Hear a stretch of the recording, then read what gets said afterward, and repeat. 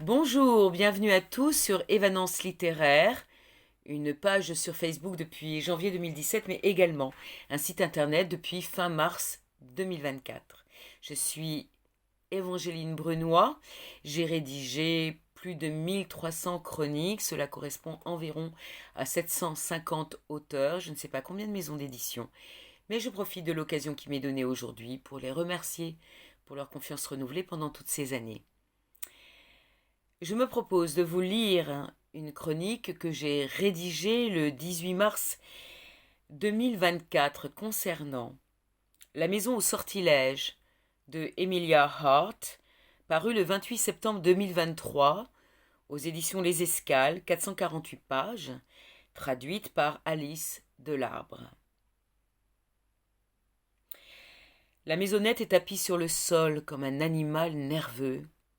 Les murs de pierre sont brouillés par le temps, tapissés de lierre. Des lettres sophistiquées gravées dans le linteau de la porte désignent le lieu, Wayward, un nom étrange pour une maison, et pourtant familier.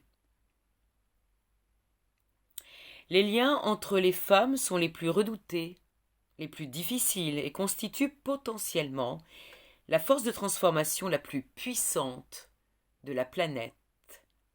Une affirmation de Adrienne Rich.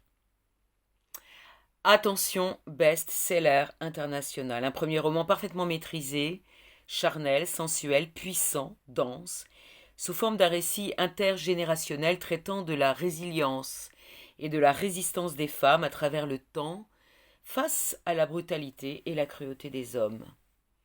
3 femmes, hors du commun, donc.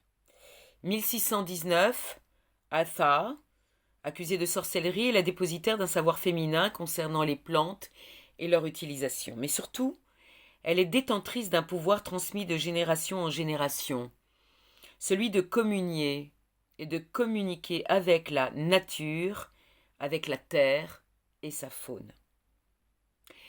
1942, Violet, enfermée par son père dans le manoir familial, s'interroge sur sa mère défunte. Seul, un médaillon et une inscription sur le mur de sa chambre indiquent qu'elle a vraiment existé. Peu à peu, elle sent une force croître en elle, une volonté de savoir afin de se libérer du carcan paternel et sociétal. 2019, Kate n'a plus le choix. Enceinte, elle doit fuir au plus vite son compagnon violent, narcissique et pervers. Heureusement, une grande-tante lui a légué une vieille maison, celle des Wayward, traduction française du nom rebelle. À l'abri, la maison et son jardin semblent la métamorphoser, l'aider enfin à se connaître et savoir qui elle est et d'où elle vient véritablement. Et en effet, ces 3 sorcières dans le manoir en puissance sont reliées par un fil solide tendu par-delà les siècles, un fil par lequel se diffuse une puissance matriarcale des origines, puisant sa force dans la nature, la terre, les insectes, les oiseaux. Un roman qui sent l'humus, la sève, qui crépite du bruissement, du murmure des forêts, des bois, des buissons, des cours d'eau, qui nous emporte dans le vent des tempêtes intérieures et celles provoquées par le pouvoir du féminin face au danger, qui palpite comme le sang de la vie, de la mort, de la souffrance ou du soulagement. Violet et Kate sauront-elles entendre la voix de Althar au surgissant des limbes pour les mettre en garde? Kate trouvera-t-elle dans la maison les indices laissés par Violet? Pourront-elles se sauver et protéger leur lignée?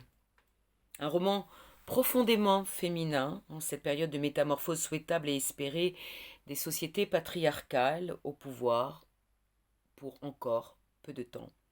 Un roman historique, vital, flirtant avec le surnaturel tel qu'il est considéré dans les pays occidentaux, qui ne l'est pas dans les cultures, reliant encore à Gaïa et à la terre.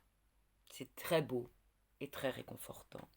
Je vous invite à découvrir la 4e de couverture ainsi que la biographie de l'autrice sur le site des éditions Les Escales ou sur le site evanancelittéraire.com. Merci infiniment et à très bientôt. Au revoir.